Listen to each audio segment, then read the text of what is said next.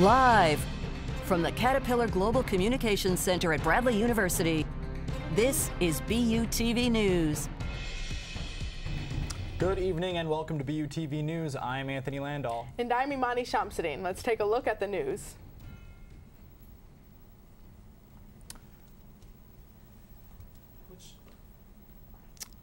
A tumultuous week for Bradley University faculty and staff. 2 professors have resigned. That's right, Anthony, and both followed the resurgence of sexually charged cases from years ago. Sam Kohlmeyer has the story. The resignation of 2 Bradley professors within 7 days of one another may have come as a shock to the greater Bradley community, but it certainly wasn't a shock to everyone. First to resign was Ken Young on October 26th.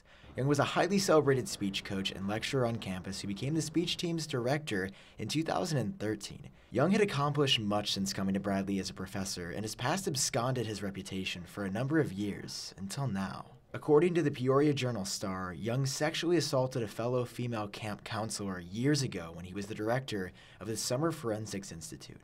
The victim shared her story on social media as part of the #MeToo movement last fall, but no one knows what made the comments resurface nearly a year later. A Bradley University spokesperson had little to say about the matter, and according to the university, Young simply resigned to spend more time with his family.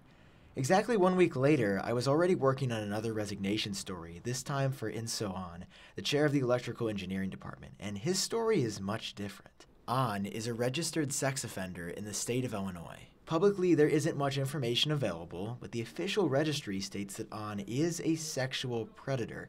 He was 51 when the victim was 13. I was unable to verify the legitimacy of what I heard floating around campus, but one electrical engineering student told me that An became a sex offender after slapping his niece on the buttocks. Now, for the record, and according to the Peoria Journal-Star, An served 4 years of probation for the offense and has reportedly complied legally since the incident occurred back in 2007. For more perspective, I spoke to some other electrical engineering students to hear their take.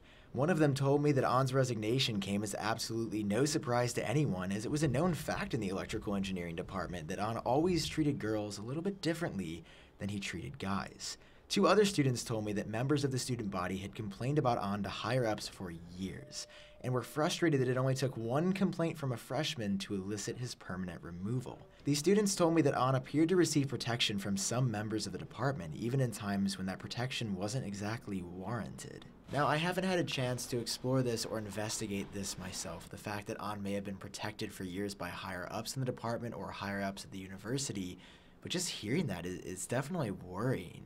In a statement emailed to me by Renee Charles, Bradley University's spokesperson, she said this: Bradley's leadership first became aware of the issue involving Professor Inso An more than 10 years ago. It fully informed itself of all the relevant facts and circumstances, as well as all relevant legal obligations, including Professor An's contractual rights. However, at no time has Bradley made decisions or taken action that created any risk to the safety or security of the campus or anyone on it. But An's resignation is a little bit different than the traditional sense. He will continue to be on campus and in the classroom throughout the duration of the semester, and my understanding is that he only resigned from his tenured position as a member of the faculty.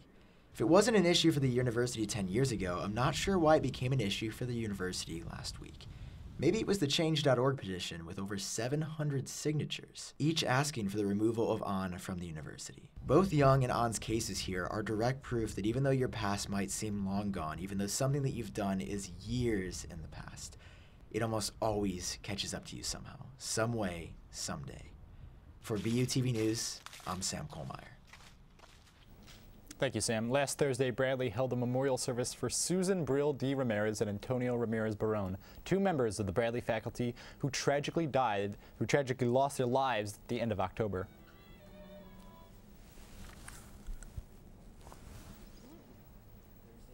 Memorial service held for Susan Brill de Ramirez and Antonio Ramirez Barron, husband and wife who both worked at Bradley. They were murdered by their adopted 21-year-old son near the end of October, Jose Ramirez, who reportedly held contempt for them for years. And while Jose saw them as enemies, members of the Bradley faculty thought of them in a much different light. President Gary Roberts took the stage first. Yes, we will all be poorer, in a sense, because they will not be with us anymore. But we are all so much richer and better because they walked among us. And we should remember them and all they gave to us and celebrate our great good fortune that they shared their lives with us. After Roberts finished his remarks, Seth Katz, the associate chair of the English department, went up to say a few words about his relationship with Susan. Susan's work, her intention, was always to help, to promote connection and community, and to foster shared interests, endeavors, and goals, and always with an eye to how she could help others to be better versions of themselves. And speaking for Antonio was communication professor Dan Smith. I criticized him time and time again.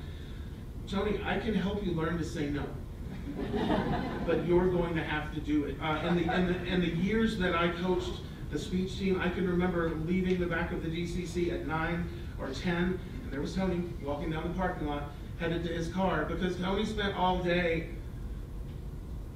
doing whatever came up that day when we desperately called him in panic. Members of the Bradley community that have been impacted by this loss are encouraged to reach out to Counseling Services. For BUTV News, I'm Sam Kohlmeyer. Service on Saturday is an organization on campus where students can go to do community service during their time here at Bradley. Jade Sewell is at Westlake Hall with Kayla Hollowell to find out more. Jade? Thanks, Amani. I'm here in Westlake Hall with Kayla Hollowell, a site leader for Service on Saturday. So Kayla, what exactly is Service on Saturday, and what does your job as a site leader entail? So Service on Saturday is an event that happens at least once a month where students can help volunteer around the community and volunteer a couple, 3 to 4 hours. And what we do is we provide breakfast before you go, and then after we'll provide Papa John's pizza. And what does your job as a site leader consist of? My job as a site leader consists of what I do is I wake up early, I arrive at Markin, get all our things from the storage, our little area where we keep everything, set up tables, set up breakfast before the leaders or before the volunteers get there. During the event, I actually volunteer with the students, so I don't just, back off and watch everything happen. I get hands-on and I volunteer with the students. I also make sure that people get to their sites, safely and on time. After that, I do volunteer with helping out passing out pizza. Wonderful. And what are some past service activities that you guys have done, and what are you guys looking to do in the future? So a couple of past things that we've done is a lot of outside yard work, so pulling up weeds, cutting down trees. I've done is I had to volunteer at a school where they wanted to have Wi-Fi, so we had to, put a bunch of wires through the ceiling and do all the Wi-Fi things and things like that. Yeah, mainly outdoor activities. And how can interested students get involved? So if you're interested in being involved in SOS, go online to volunteer.bradley.edu. If you forget about that, we do accept walk-ins, so you can come on in, say, hey, I want a site lead, and we'll find a place to put you. Wonderful. Now, are there service opportunities for people who can't necessarily do the legwork but still want to be involved? Yeah, we do. Most of the time is when it gets cold out. So during December, we'll find a lot of opportunities for students to volunteer on the inside so they can stay warm. And a couple things we've done is wrap presents. We made cards for veterans. We've packed food. We do a lot of indoor painting and things like that. Thank you, Kayla. Reporting live for BUTV News from Westlake Hall, I'm Jade Sewell. Back to you in the studio. With the constant flow of news on both the internet and television, it can sometimes be confusing on what's fake and what's real.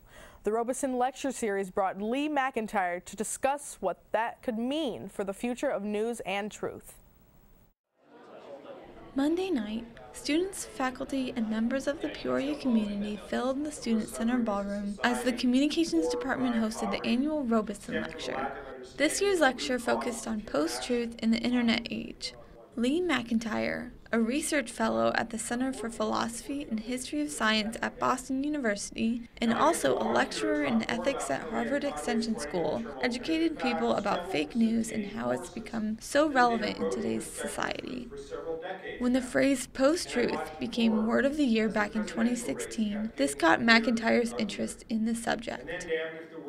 I found that science denial was one of the roots of post-truth. So the one argument that I make in the book is that Science denial is one of about 4 or 5 different routes that, that lead to post-truth. Data for both the source and target actor. During the lecture, McIntyre showcased videos from the company Lyrebird, which is a company that creates artificial voices.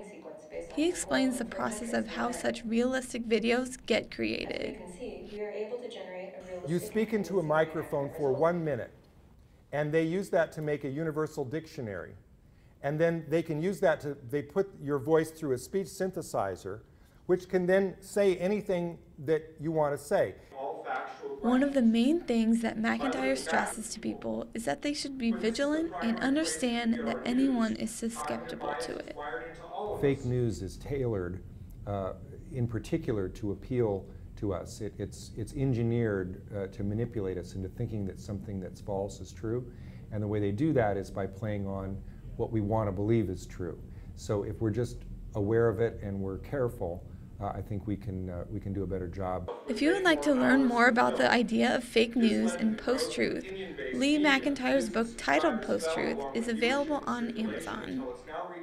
For BUTV News, I'm Krista Broom. The Smith Career Center and the Musicians in Business Club hosted 4 panelists to talk about their experiences in the industry. Here's Connor Kelly with the story. On Tuesday night, the Musicians in Business Club at Bradley hosted their annual industry panel in the Horowitz Auditorium. Moderated by Chris Marsh, the panel featured 4 local industry professionals whose jobs ranged from operations manager to technical coordinator. The panel was put together by the event manager of the Musicians in Business Club, Ian Gregg. This was his 2nd year putting this panel together. Dan Evans and Eric Yarborough, we had them a few years ago and they were really great panelists. And so I thought, it'd be a good idea to have them again this year because, sort of filling the theme of live performance. The first panelist was Jay Lowers, who is an operations manager at the Monarch Music Hall and Castle Theater. Second was Jason Williams, who is a former talent buyer for the Monarch Music Hall and Castle Theater. Joining them were 2 professionals from the Peoria Civic Center. Dan Evans is the event services manager, along with Eric Yarborough, who is the technical coordinator for the Peoria Civic Center. Each panelist was asked to give a piece of advice to the students in attendance who were interested in pursuing a career in the music industry. Here's what Jason Williams said to the students.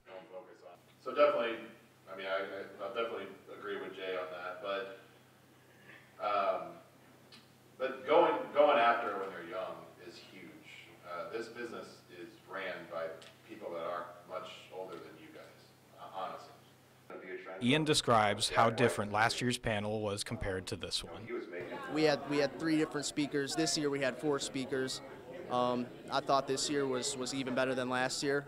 We had an attendance of just under 80, and yeah, I thought it was even a better panel this year. For BUTV News, I'm Connor Kelly.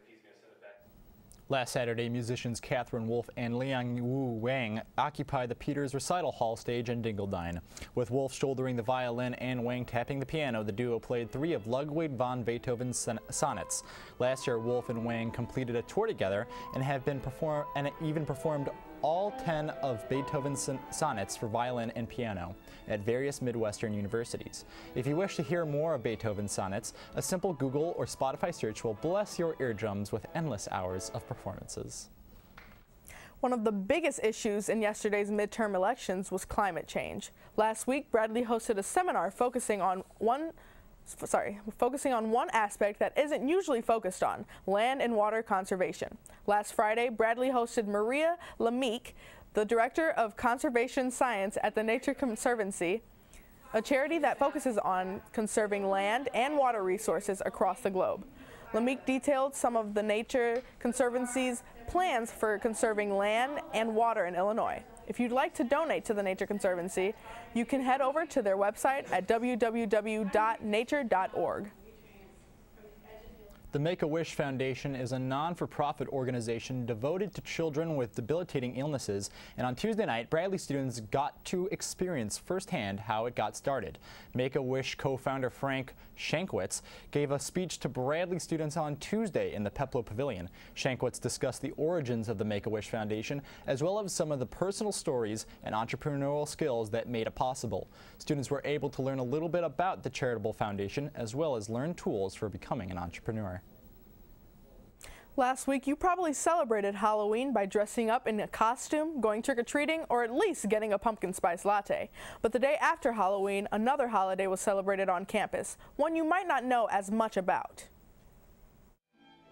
For the third year in a row, the Epsilon Alpha chapter of Sigma Lambda Gamma National Sorority Incorporated and the wise men interested in Sigma Lambda Beta International Fraternity Incorporated held their Dia de los Muertos event in the Michelle Student Center. Dia de los Muertos, or Day of the Dead, is a Mexican holiday that focuses on gathering family and friends to pray for those who have died and support their spiritual journey.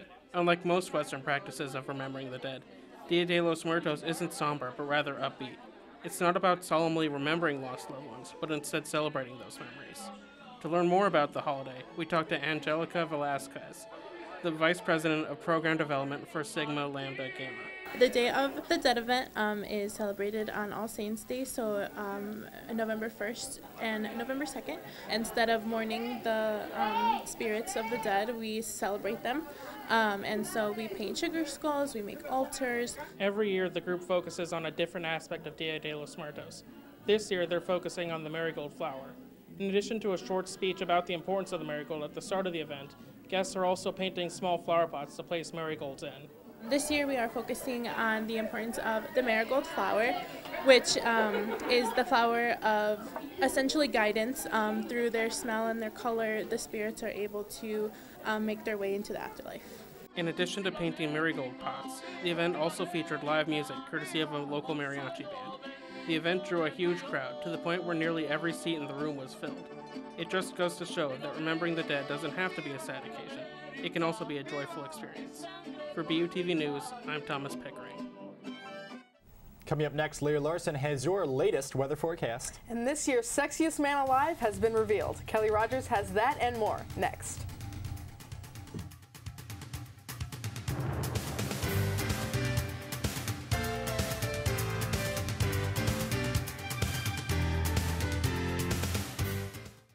They told me a bottle couldn't dream.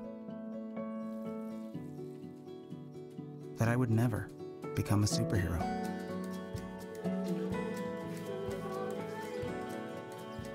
But I learned how to fly. Just to come back in a new disguise. And be the hero that I've always wanted to be.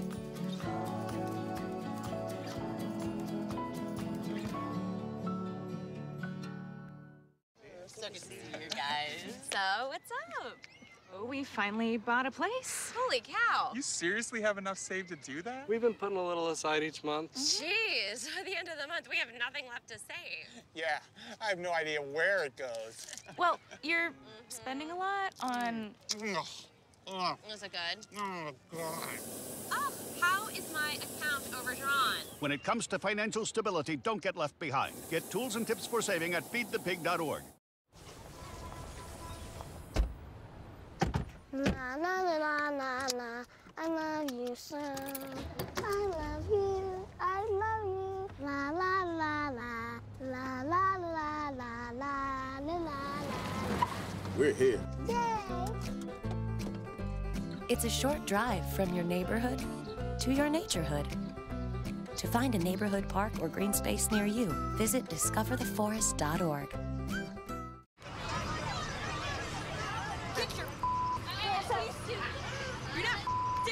Yes, I am.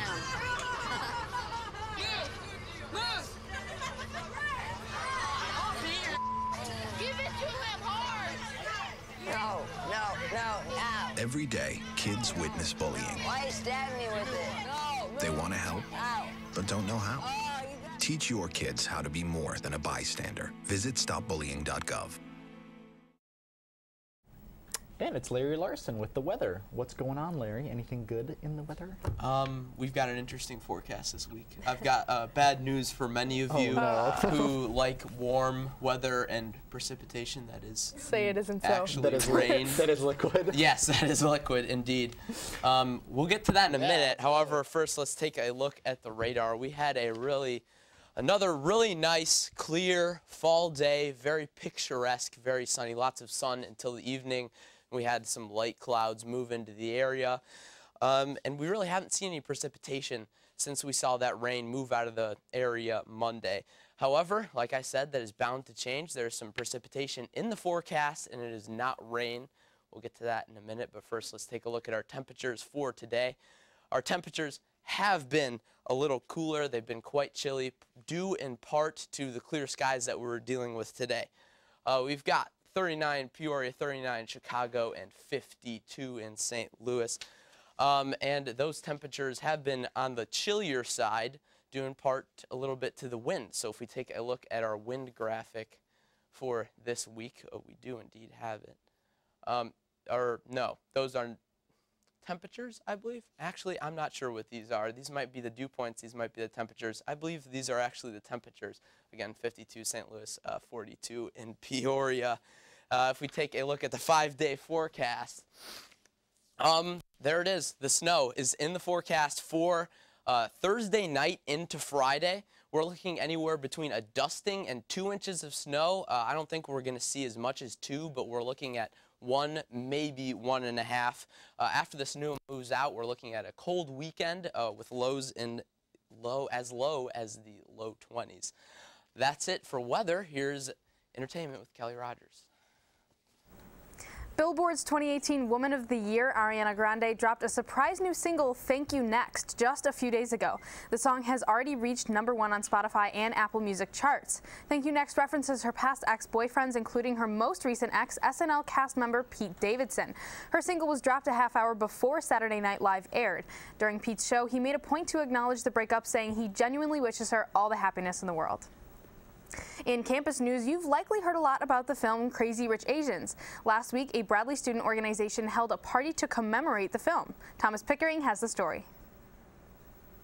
Last summer, the film Crazy Rich Asians made headlines for being one of the few Hollywood films to feature a near exclusively Asian and Asian American cast. Last week, Bradley's Asian American Association, in collaboration with the ACBU, held a party to celebrate the film's success. Though many studios initially hesitated to finance a feature film with a predominantly Asian cast, the film took the world by storm, grossing over $200 million worldwide. Even though the movie came out nearly 4 months ago, it still has the power to draw massive crowds. I'm here at the Marty Theater, where it's the last night where they're showing Crazy Rich Asians, and I've been told that there are over 200 people in this theater alone. To learn more about how important the film's success is, we talked to Jonali Almaria, the president of the Asian American Association. Growing up, I didn't have many Asian American actors, actresses, or characters to look up to other than maybe Mulan. Being able to go to the movies, turn on the TV, and see someone who looks like me in different roles is a really big deal. It allows me to say, hey, that could be me, and envision myself in bigger roles, doing bigger things. A sequel to Crazy Rich Asians has already been announced, with the director, producers, and writers all expected to return.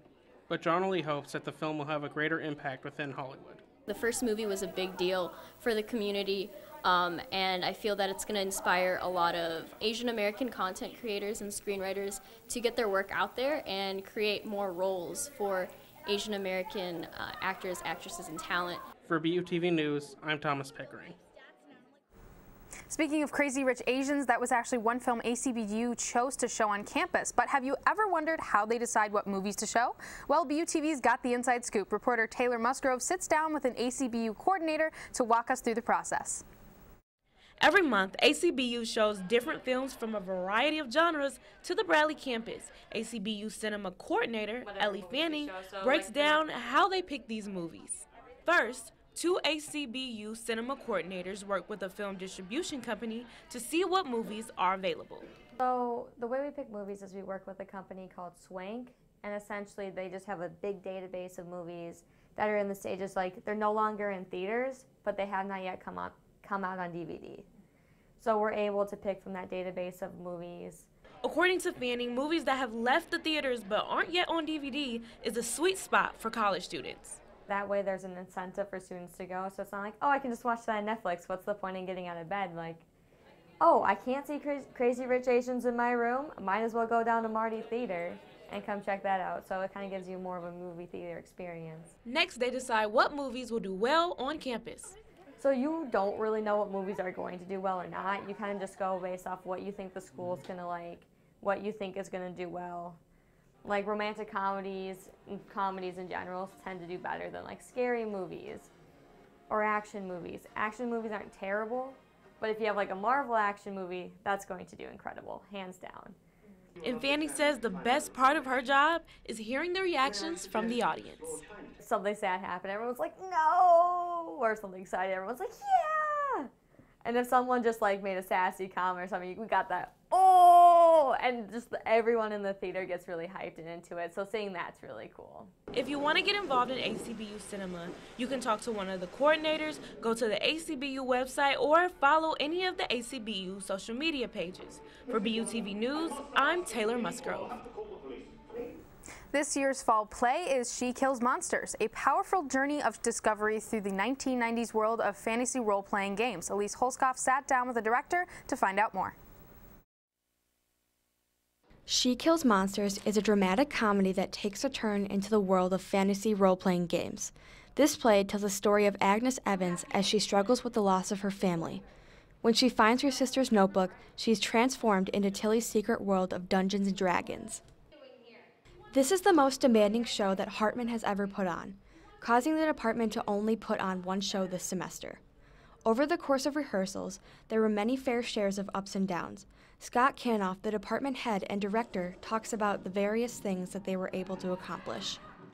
Different challenges for the performers and the production people, I think.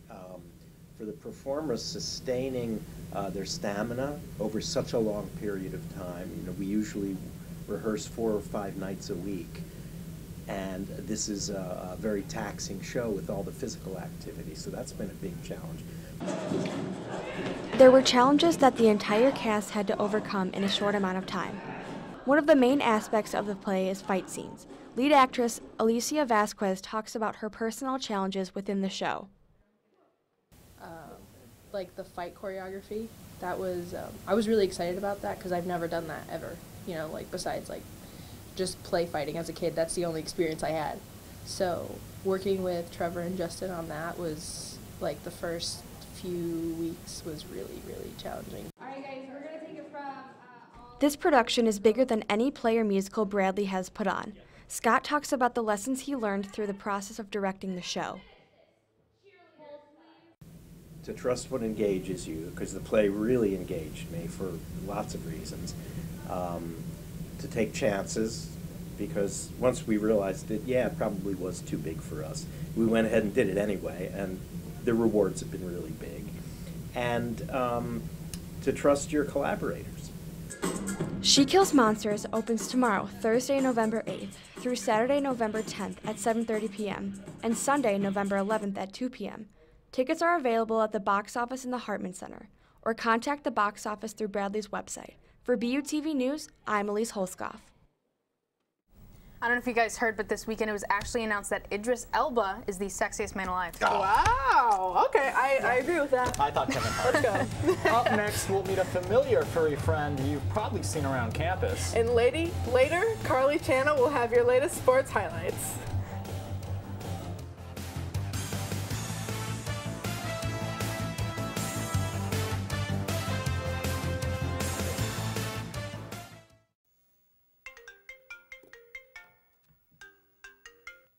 Hey girl, what are you doing tonight? Working on the marketing assignment. Hey, you should come over and we could do it together. I'm not so sure about that. Why not? I hate walking by myself at night, and your house is so far away from mine. Girl, you don't have to walk. Call the safety cruiser. What's the safety cruiser? The safety cruiser is a Bradley van that comes and picks up students. I mean, I use it all the time when I come home from the library, like super late. Okay. That makes me feel so much better. I've always hated walking alone at night. The Hilltop Safety Cruiser is free to all Bradley students.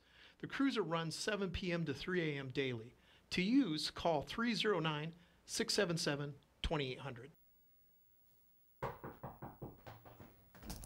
Hey girl! Hey! Glad you made it safe.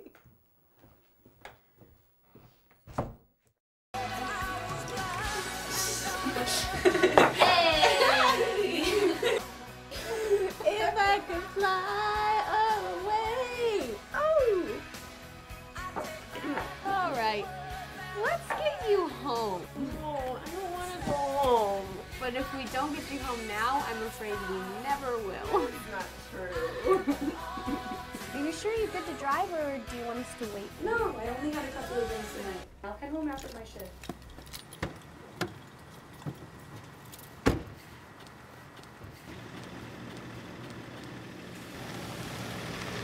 She's on her way. You don't want her to beat us, do you? Hold up. I just need a break.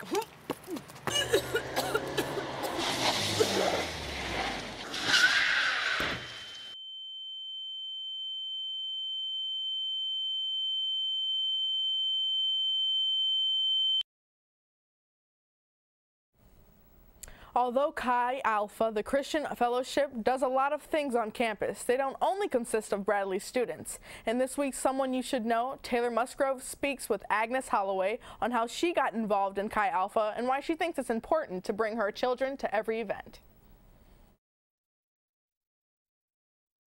I'm like, wow, God, you were so awesome. Last Thursday, Bradley students and Peoria natives flooded into the Student Center ballroom to hear the story of how Samit Osman gave his life to Christ. Among them was Agnes Holloway and her family. Holloway was born and raised in Sierra Leone of West Africa. In the early 2000s, she found herself in Peoria, Illinois, desperate to find a church home. Little did she know, the Christian Fellowship Chi Alpha was already waiting on her.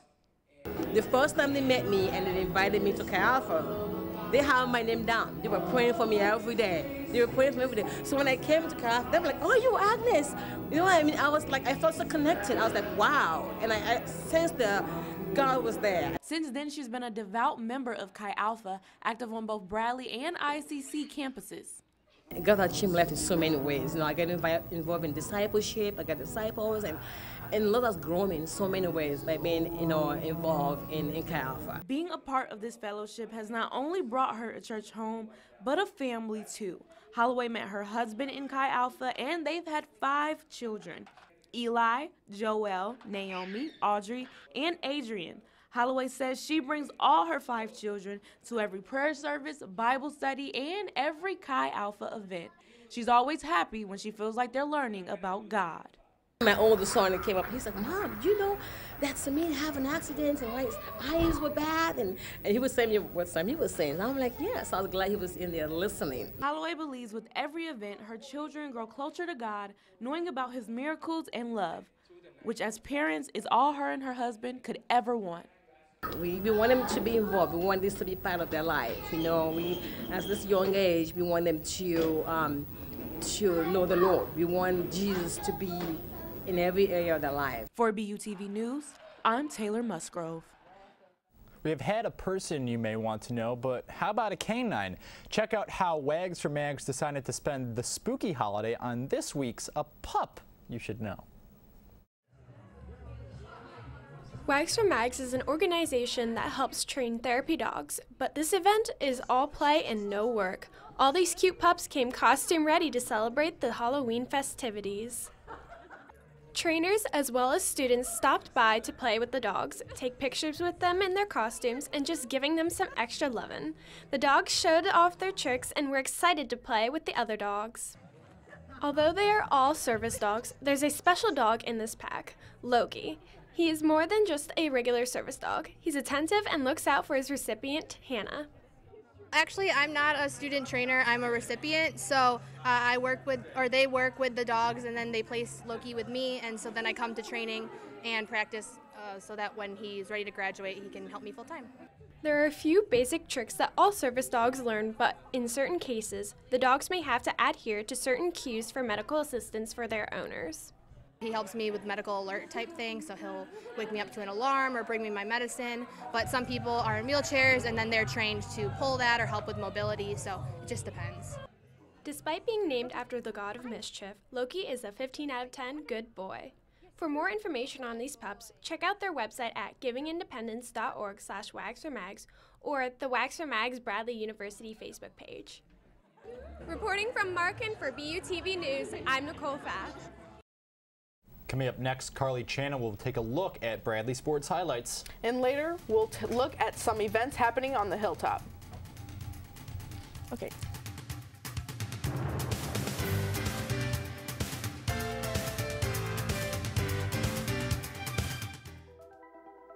Todd's a great guy. I mean, look at him. What a sweetheart. Attaboy. Wait, Todd, what are you doing? How totally selfish and un-Todd-like of you. Come on, Todd. Come on, man.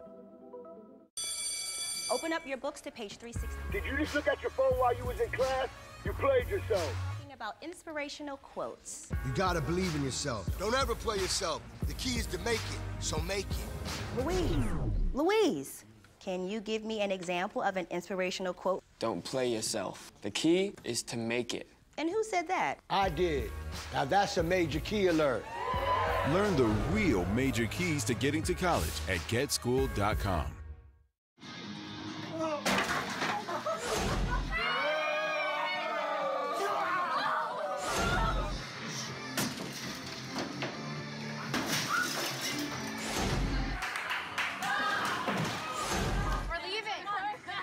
Most party fouls are pretty dumb. But if you decide to drink and drive underage, you could lose your license and your freedom. Underage drinking and driving. The ultimate party foul.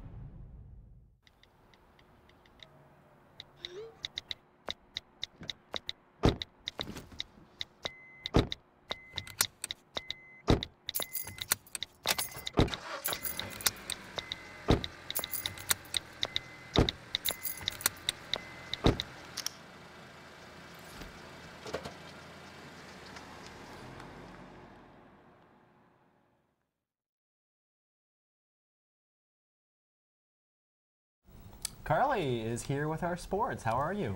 Good. All right, let's check out how the boys basketball team did this past season, or this past weekend, so sorry. Basketball season is back as both the Bradley men and women held their preseason exhibitions last week. The men took on Carroll University at Carver Arena and on Thursday and came away with an 81-31 win. 4 Braves scored in double digits, and the teams forced a 14 steals in the 50-point victory. On Saturday, the women's team faced off against Quincy University in its exhibition.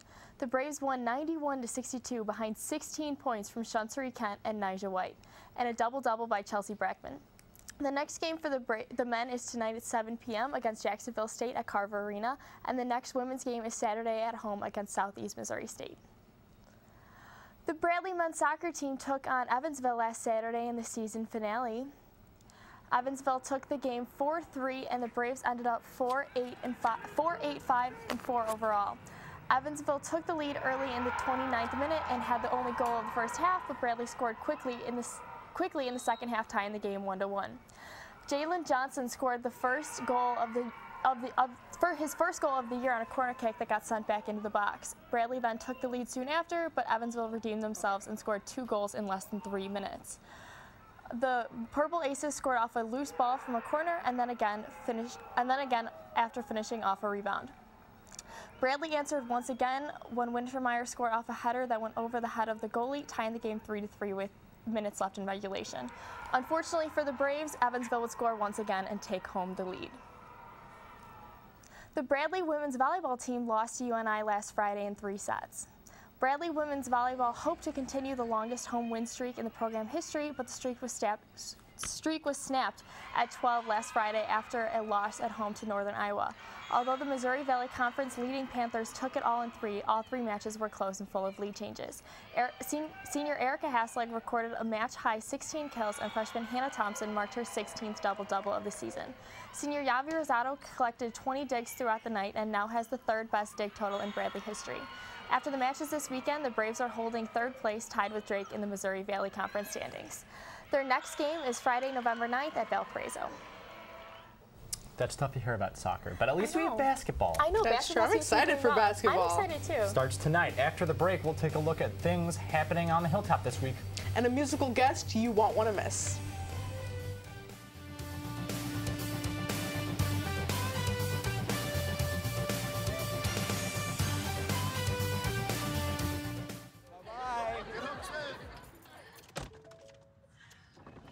Hi.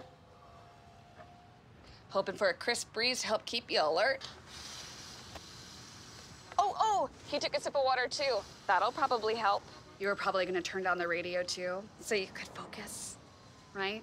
Probably okay isn't okay. Right? If you see a warning sign, stop and call a cab, a car, or a friend. I think the water line is what really drove it home. I blew on him. Listen, I realize that I'm not perfect, but it all really started to change because you judge me for having a problem. No one is going to know that I need help. I need help. I know that no one is going to judge me for having a problem. I realize that I'm not perfect, but it all really started to change because you listen.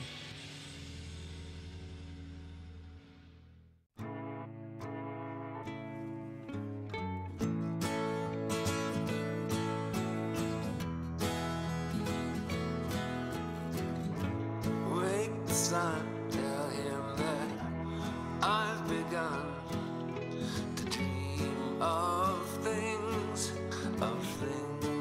to come, and tell the trees not to look for me.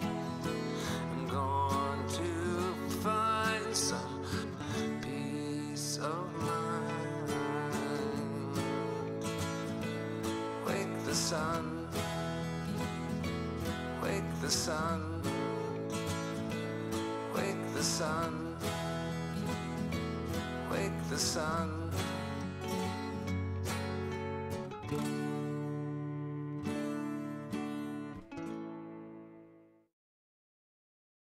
Welcome back. There's a lot going on around the Hilltop this week, so let's take a look. Tonight, the men's basketball team faces W Parkside at the Carver Arena in the Peoria Civic Center. Game time is 7 p.m. Student tickets are just $1, and for Red Sea members, tickets are free. Don't have a car on campus? Don't worry. Happening right now, you can catch a free student shuttle to Carver Arena in front of the GCC. The shuttle will be running until 7:05.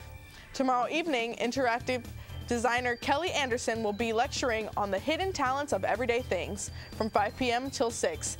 You can head over to the Horowitz Auditorium in the Global Communications Building to learn more about all of Anderson's endeavors. After Kelly Anderson's lecture, you can grab your friends and head over to the Student Center Ballroom for some laughs. ACBU presents stand-up comedian Samuel Comroe. He was the winner of Ricky Gervais' comedy competition as well as the San Francisco Comedy Competition. Comroe's comedy is made up of the trials and tribulations of living with torturous Tourette syndrome and observational material based on real-life experiences. Well, that's all for BUTV News. We leave you with a performance from the Gigantic Cantaloupes. Have a great night, and we'll see you right back here next week.